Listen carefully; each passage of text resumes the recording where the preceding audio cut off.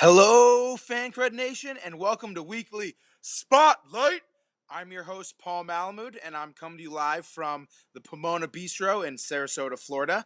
I'll give you all a brief introduction of myself before we get going with today's show. I am the AFC East and Division Coordinator and Jets Team Manager for ProFootballSpot.com. We're an up-and-coming website that covers all 32 NFL teams, as well as we've got a great college staff covering the SEC, a phenomenal fantasy staff, and we do great draft coverage. So basically, we've got something for your every football need. So as I said, not only am I the Jets team manager, but I am the AFC East division coordinator.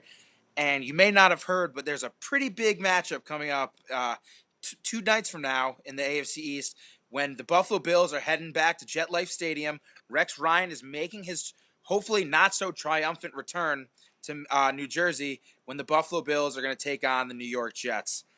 This is a game that I'm sure both teams have circled on their calendar since the day the schedules came out. Rex Ryan, he feels like he was betrayed by the Jets when he was fired, and now he went to Buffalo and he wants to exact vengeance on the team that didn't think that he was good enough. Whereas the New York Jets, it's their former coach, and they don't want to. Pretty much most of this team, they played for Rex Ryan. Some of the star players like Brandon Marshall and Marcus Gilchrist and Buster Screen, the newcomers, they haven't played for him. But pretty much the rest of the team, they know Rex Ryan. They know him inside out. It's their old coaching staff. They don't want to lose to these guys. It's going to be a hard-fought battle no matter what. And quite frankly, I can't wait to be there. I've been down in Sarasota, Florida since last Friday. I'm catching a flight back tomorrow night so that I can be there at the game. It's going to be one heck of an affair. So a game like this, there are tons and tons of storylines. I could probably go on and on and on about the many different storylines and not even get to talking about the matchup. So I'm going to try and keep things short and sweet as I'm about almost halfway through the show already.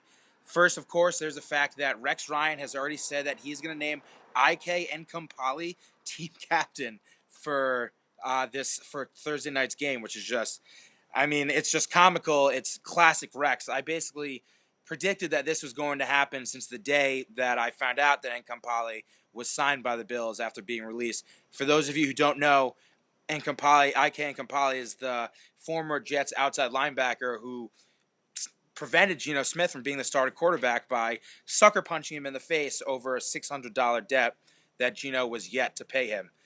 So, needless enough to say, that's a classic Rex mind trick, trying to get inside the head of the Jets. I don't think that the Jets, Todd Bowles, any of the players, they needed to pay no attention to it. They know what Rex does. They know how he operates. They know that this is just his attempt to get inside their head. It's something they don't need to worry about. As for on the field, it's going to be a classic case of Rex Ryan and his ground and pound. And the Jets still have some of that mentality with their phenomenal defense, the pound, and it's meeting the ground. Chris Ivory. I've said many times this year that the Jets are going to go as far as Chris Ivory will take them. Well, he hasn't taken them very far the past few weeks. He had a rough game against the Jaguars despite them getting a win. He needs to come out. They need to reestablish the run. The offensive line, they need to get things back together and get back to how they get back to the unit that was one of the best units in the league to start the year. And now, so the Bills, they have a phenomenal run game. Last week, Carlos Williams and LaShawn McCoy, I believe they totaled for something like 210 yards. I know it was more than that. 210 yards and 3 touchdowns. Pretty incredible. But where it differs is the passing game. The Jets have a far superior secondary to the Bills, and they also have a far better passing game with Ryan Fitzpatrick throwing to Brandon Marshall and Eric Decker. I mean, Eric, all I do is catch touchdowns, Decker. So the Jets, I think they've got the edge in the passing game. The running game, it's up in the air. Defense, I think the Jets have a better overall defense. One thing that could end up playing a huge factor is the fact that Nick Folk, or as Rex Ryan called him, Folk Hero, is now on the season-ending IR. The Jets just signed Randy Bullock today, so it could come down to him winning the game. I've got time for one quick question, come from Nick Pellegrino. He asked me, how badly do I want to see Rex Ryan crying on the sideline? Well, hopefully he's crying after a loss. I'm predicting the Jets win 24-19. Thanks for tuning in. I'm Paul Malamood. I'll see you all next week.